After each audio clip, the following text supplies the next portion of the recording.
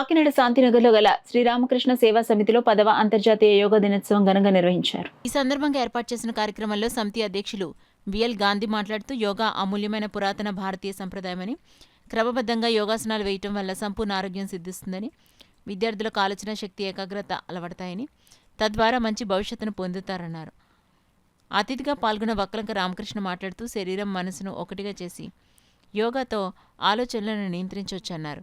సహాయ కార్యదర్శి కె సతీష్ మాట్లాడుతూ యోగా నేర్చుకోవడమే కాకుండా దానిని ఒక వృత్తిగా కూడా ఈ రోజుల్లో తీసుకుంటున్నారని తెలియజేశారు. యోగా మాస్టర్ ఇంటి శ్రీనివాసరావు ఆధ్వర్యంలో అందరూ యోగాభ్యాసం చేశారు. ఈ కార్యక్రమంలో స్కూల్ కరెస్పాండెంట్ కెఎస్ఎన్ శర్మ, సభ్యులు కెఎస్ఎన్ మూర్తి, కె రామకృష్ణ, సుబ్రహ్మణ్యం, స్కూల్ ఉపాధ్యాయులు, విద్యార్థులు పాల్గొన్నారు.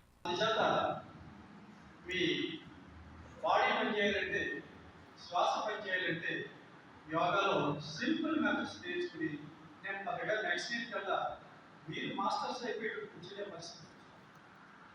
మళ్ళీ ఇంకొకసారి మళ్ళీ అదే మాట చెప్తాం, బలవంతంగా ఏ పని చేయాలి. ఇలా మాత్రం కూర్చోండి.